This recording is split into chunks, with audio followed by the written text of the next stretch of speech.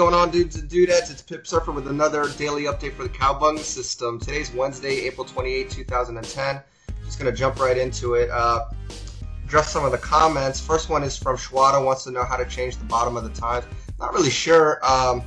Never actually thought about it. It is separated by hours. But again, if you hover over the candle, it should tell you what time it is. Again, I wish I could be more help, but I haven't really messed with it, so I can't really give you an answer, so sorry about that. Maybe you can post it in the forums and somebody else will be able to help you.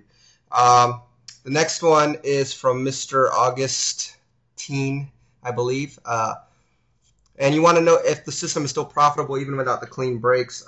And it is, actually. That's a good question. The win percentage of the Cowabunga system is above 50%, and as long as that's the case, then you can have a reward to risk ratio that is even less than 1.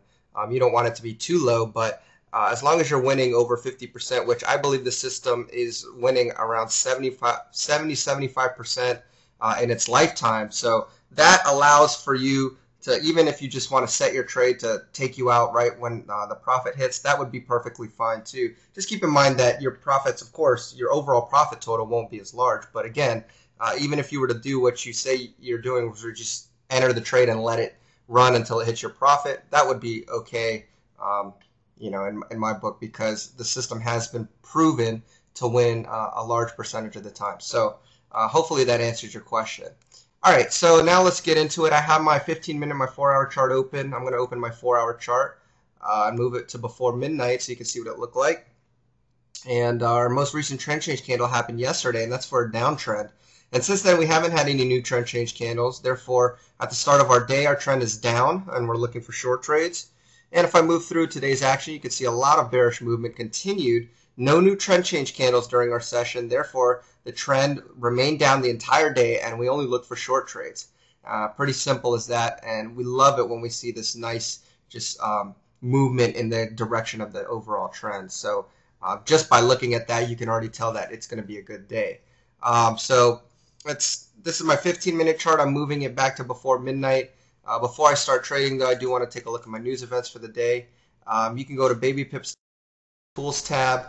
Now, it's a little funny with the news for this day in particular, because the Baby Pips was missing out on 10:30's crude oil inventories. It's not that big a deal, so I guess it's okay. But I have been watching it recently. So it's not here, but crude oil inventories came out at 10:30. So I jotted that down, even though it's not on here. And again, Baby Pips is a great resource, but just to be doubly sure, if that's even a word or a term, check multiple news sources just to make sure that you have the right information. I mean, remember, you're dealing with your money here, so you want to be extra sure. Just to make sure that you have the right information, because you don't want to take things lightly. Anyways, if you go down here and look, 7 a.m. they had the NBA mortgage application. It's not really a big deal, so I didn't count it. But again, 10:30 was crude oil inventories, even though it's not listed here. And then at 2:15 we had the FOMC interest rate decision. And I know that's past our trading time session, but again, if you're in a trade for some reason, that's definitely something you want to be aware of. Is news coming out at 2:15, especially with the FOMC. That's a big deal. So anyways, now I have my news events handy. Then same thing with you. Just jot that down. You just want to know when those times are, because you don't want to be in the market when it comes out. So definitely have those ready. I'm ready to start my day. I know I'm only looking for short trades, so now I can just begin watching the markets. So I'm looking for a crossover to the downside. Here I get one. This is at 1:30 a.m. Eastern Time. R size below 50. Stochastics trending down. MACD was positive from the previous candle and moved to negative, so this is okay. So this is actually a valid entry. There's no news coming out, so we can enter on this candle. So you want to enter at the close of the candle or as close to it as possible. In this case, it's at 52.53. Your stop will be at the most recent swing high at 52.87. And since we're right at 52.53, obviously the nearest 50 level, which is at 52.50, that's not going to be a good profit target. So in this case, we want to go for the same amount of pips we're risking on the trade. So you just take your stop, which is 52.87. subtract it from your entry at 52.53.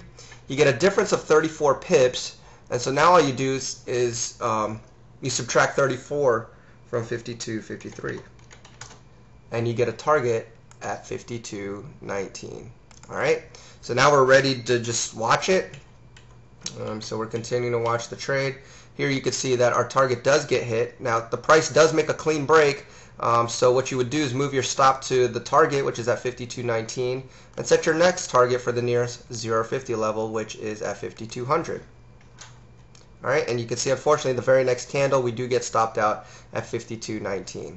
Okay, so no big deal, our target's hit. Didn't get any extra pips, but that's alright. So we continue to watch it, and you can see that the market did end up moving down some more, but again, that's okay.